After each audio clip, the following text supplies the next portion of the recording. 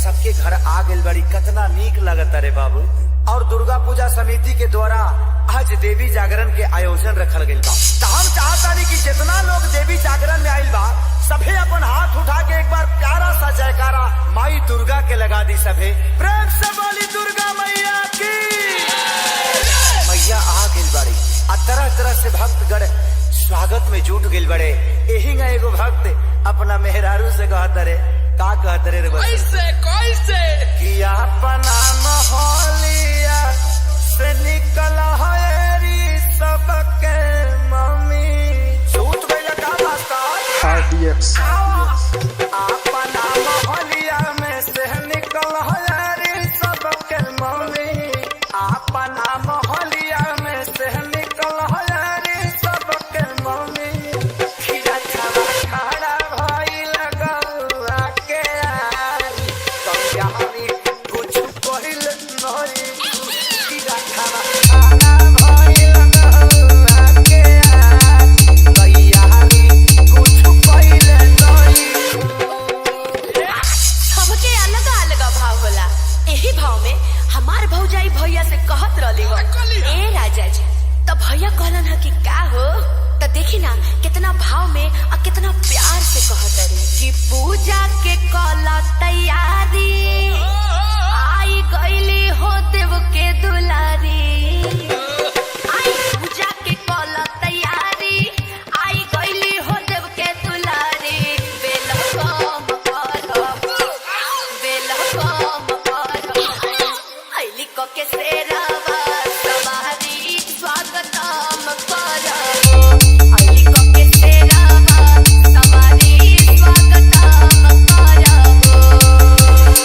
ए master, हमरा कहे के बा कि जितना लोग अपना सर में गमछा बंधले बा सब लोग एक बार खोल के लहरा दे और तनी बता दे कि मैया रानी कौना चीज पर झूला झूलेली, कौना चीज पर। एक लमर आजा कि झूमेली झूम झूम हरी हरी नीनिया। कोयल पंजाब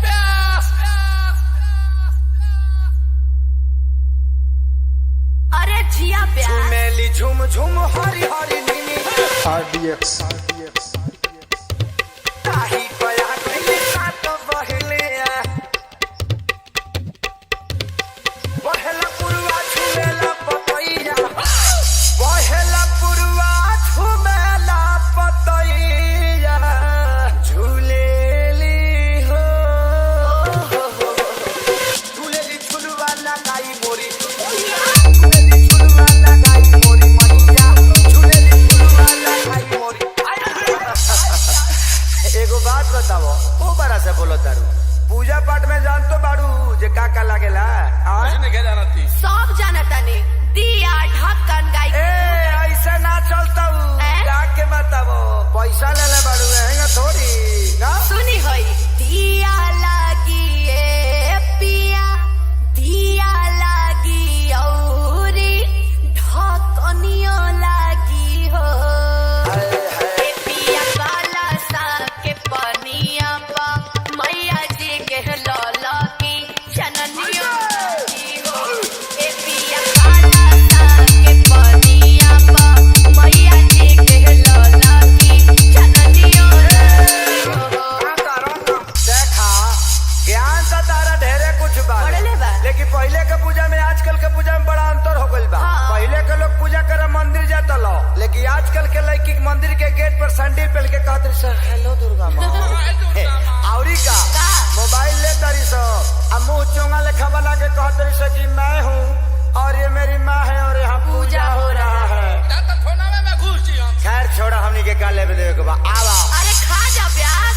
अखिल सिखे सारी पकृपा महतारी बनैले हो रही हाना। तो जैसे अपनैलू वैसे अपनैले हो रही हाना। तो जैसे अपनैलू वैसे अपनैले हो रही हाना। RDX